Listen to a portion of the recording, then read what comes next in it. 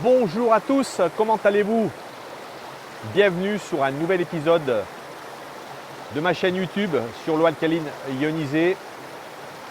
On va aujourd'hui faire comme ma dernière capsule, également une petite mise au point parce que je suis tombé récemment sur internet sur un article qui parle notamment des effets des microplastiques. Je voulais simplement vous montrer aujourd'hui à quel point finalement nous sommes extrêmement mal informés dans le domaine de l'eau. Vous allez voir que je ne vais pas forcément citer l'article, en tout cas je vais vous le lire aujourd'hui quel était son titre qui était « Voici la méthode révolutionnaire pour purifier votre eau des microplastiques ». Alors pourquoi j'ai voulu faire cette mise au point? Parce que simplement il faut comprendre que vous allez voir que dans ce type d'article, vous pouvez dire tout et son contraire et finalement vous dire mais finalement qu'est-ce que cet article m'explique? Et bien vous verrez qu'il ne vous explique pas grand-chose et qu'on voit qu'aujourd'hui malheureusement nous sommes à des niveaux d'information qui sont véritablement insuffisants. Et c'est pour cette raison d'ailleurs que j'ai choisi, vous voyez, non pas de critiquer, mais de vous montrer peut-être à quel point nous devons réfléchir quand nous lisons ce type d'article pour simplement pouvoir finalement avoir les bonnes informations. Alors vous le savez, cette chaîne ne fait aucune allégation médicale, je ne suis pas médecin, je ne suis pas habilité à poser un diagnostic sur quelque maladie quelle qu'elle soit, c'est un médecin qu'il faut voir. Je suis là simplement pour aujourd'hui éveiller, réveiller les consciences sur l'importance de boire une eau de qualité parce que l'hydratation, on le sait, font partie d'un des piliers majeurs de notre santé. Je produis 2 capsules par semaine, une le mercredi, une le dimanche et vous pouvez sur la page d'accueil de ma chaîne YouTube, prendre rendez-vous avec moi pour simplement vous entretenir sur l'utilisation de votre ioniseur. Vous également vous poser des questions diverses et variées, mais également pouvoir vous entretenir sur une nouvelle thématique de ma chaîne récente, les ondes électromagnétiques haute fréquence. Alors préalablement, cette étude bien sûr nous parle du danger potentiel des microplastiques, des nanoplastiques. Simplement c'est la taille qui va changer. Puisque vous savez, je l'ai dit récemment dans une capsule, on a découvert très récemment dans des échantillons sanguins bien qu'on avait retrouvé ces fameux microplastiques. Donc sachez qu'aujourd'hui, malheureusement, ils sont omniprésents partout dans l'air, dans l'eau que nous buvons. Et donc effectivement, ils posent problème à beaucoup d'égards, notamment sur le système endocrinien, puisqu'ils vont effectivement venir partout dans les glandes, venir des déséquilibres hormonaux. C'est pour cette raison que l'article, d'ailleurs de manière très intelligente, nous dit qu'il faut absolument chercher bien sûr à se débarrasser ou en tout cas à lutter peut-être contre cette pollution massive de ces microplastiques. Donc ça, c'est déjà la première chose à comprendre, c'est que nous avons malheureusement actuellement massivement, on le sait, des microplastiques. Et d'ailleurs, je cite le visuel d'une étude qui nous montre qu'aujourd'hui, la majeure partie de la pollution de ces microplastiques provient des bouteilles. Ce n'est pas moi qui le dis, c'est un organisme qui s'appelle Statista. Je vous mettrai ici le visuel pour déjà vous rendre compte qu'effectivement, il y a une réalité extrêmement grave derrière les microplastiques et les nanoplastiques. Alors cet article qui est tout récent puisqu'il date du 6 juillet 2024, en fin de compte, nous explique que finalement, il y aura une parade extrêmement intéressante pour justement se débarrasser de ces microplastiques.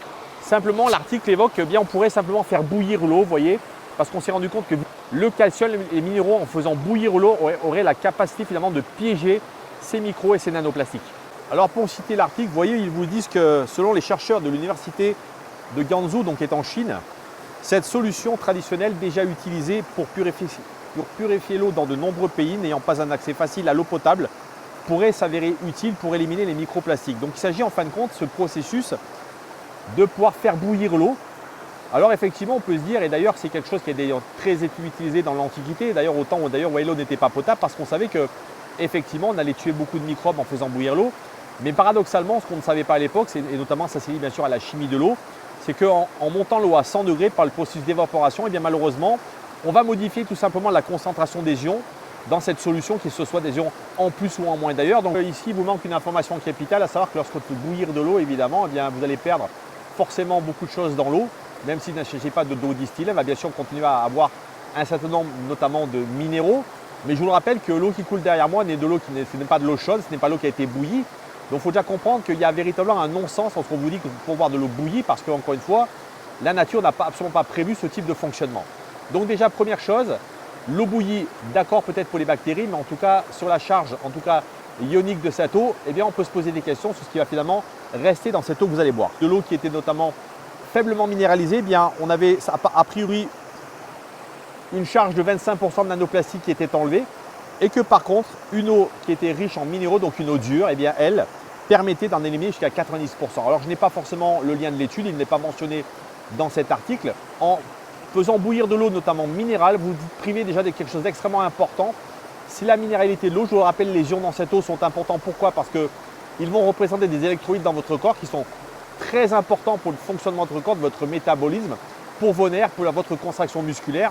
Donc vous voyez que dès l'instant, on va modifier cette structure ionique de l'eau, bien potentiellement, on va y enlever un élément qui est capital dans son essence.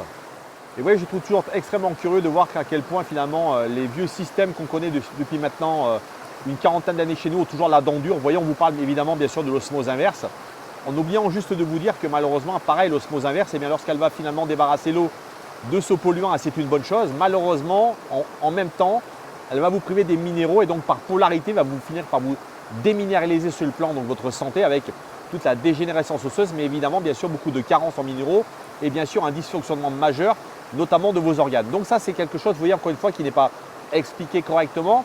Bien sûr que l'osmose inverse peut être utile, je pense notamment aux endroits où c'est extrêmement pollué, où véritablement on est en droit de véritablement vouloir une eau dépolluée. Ça peut avoir du sens, je l'ai déjà répété dans plusieurs capsules. Ensuite, vous parlez, là encore, ça fait partie véritablement, vous voyez, de ces fausses croyances, mais qui ont toujours la dent dure, c'est l'eau distillée. Distiller de l'eau, sachez qu'une eau distillée, c'est une eau qui est morte. C'est une eau qui n'a plus aucun électrolyte, donc c'est-à-dire que c'est une eau qui va véritablement, lorsque vous allez la boire, vous nettoyer, qui va être un solvant naturel. Sachez que l'eau, c'est un puissant solvant. Et dès l'instant où vous y enlevez donc sa charge ionique avec ses minéraux, qui vont rendre cette eau soit acide, soit alcaline, en l'occurrence, vous allez enlever son pH, donc vous allez littéralement la vider de son essence même, qui est de ses apports en minéraux, encore une fois, très important pour les électrolytes et pour la santé de votre métabolisme. Donc vous voyez que, encore une fois, on vous parle d'eau distillée, mais on ne vous explique absolument pas les implications que ça représente sur le plan santé. Et entre nous soit dit, si on pouvait boire de l'eau distillée ou de l'eau osmosée tous les jours, eh bien je serais ravi de prendre, ici on m'amène les études, qu'on me montre à quel point finalement tout ça est extrêmement vertueux.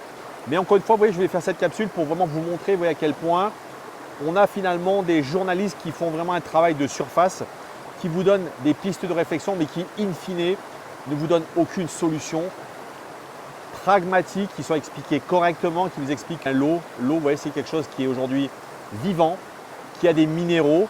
Et lorsque j'entends aujourd'hui parler d'eau bouillie, d'eau distillée, d'eau osmosée, bien vous voyez, malheureusement, ces systèmes-là ne répondent absolument pas à ces critères de qualité, des qualités organoleptiques de l'eau qu'on boit aujourd'hui, qui en tout cas qui est à notre disposition dans la nature derrière moi ici par exemple.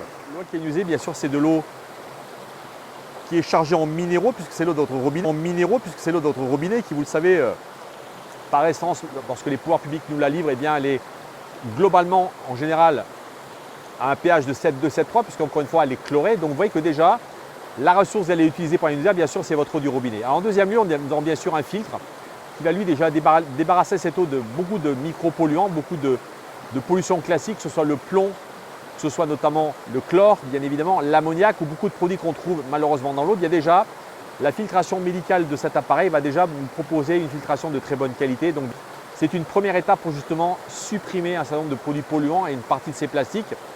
En deuxième lieu, vous savez, une eau ionisée, c'est une eau qui est séparée en deux types d'eau. À la fois de côté une eau alcaline qui va être là justement pour renforcer vos tampons alcalins, mais pour également comme un buvard tamponner l'excès d'acidité de votre corps et pouvoir justement répondre à une problématique moderne de l'acidification majeure de notre corps par notre environnement. Et en deuxième lieu, une eau acide qui, elle, va pouvoir être utilisée en externe et qui va représenter un potentiel et un champ de travail dans votre maison qui est considérable et qui va représenter véritablement une nouvelle alternative pour pouvoir dans votre maison et bien faire les choses complètement différemment avec notamment un procédé complètement écologique. Autre avantage indéniable, évidemment, en achetant plus de bouteilles plastiques, eh bien, vous êtes en train finalement de supprimer, je vous l'ai dit tout à l'heure, c'est malheureusement les bouteilles qui nous amènent le plus de microplastiques dans le corps. Donc vous êtes en train finalement déjà d'arrêter la première source de pollution qu'on a bien sûr dans nos bouteilles plastiques. Et à cet égard, eh bien évidemment, vous allez faire des économies. Et évidemment, on le sait tous aujourd'hui, c'est une pollution massive pour l'environnement, dans la mer, où les poissons vont finalement ingérer ces plastiques, ou d'ailleurs ils les ingèrent déjà. On va se retrouver à avoir de l'eau et notamment de l'air qui respire avec ces microplastiques. Où donc finalement cette pollution générée, eh bien, nous devons chercher absolument à lutter contre. En dernier lieu, et vous le savez, c'est une eau chélatrice, c'est-à-dire que c'est une eau qui est en capacité justement de pouvoir également mieux nettoyer votre organisme justement de toute cette pollution, comme par exemple les microplastiques. Et c'est pour cette raison que véritablement l'eau alcaline ionisée hydrogénée est véritablement un outil que je vous recommande de tester, d'acquérir, parce que c'est pour moi véritablement un outil global, révolutionnaire de ce 21e siècle. L'eau alcaline ionisée, c'est trois qualités majeures. La première, c'est une eau alcaline qui, comme son nom l'indique, a un pH supérieur à 7, donc qui va être là pour tamponner l'excès d'acidité de votre corps, mais également renforcer le niveau de votre tampon alcalin. La deuxième, c'est une eau antioxydante, donc qui, comme son nom l'indique, va lutter contre la rouille à la fois de vos cellules liées aux radicaux libres, mais également à l'apparence de votre peau, parce que sachez qu'aujourd'hui, malheureusement, l'oxygène fait partie de ces radicaux, de ces espèces réactives oxygénées qui, malheureusement, vont abîmer l'apparence de votre peau. Et en troisième lieu, c'est une eau hexagonale qui va être là justement pour avoir une perméabilité cellulaire beaucoup plus importante et également pour pouvoir vous permettre de mieux vous débarrasser de tous les déchets toxiques et de ces microplastiques notamment que nous ingérons au quotidien. Voilà, je vous dis à très bientôt. Prenez soin de vous.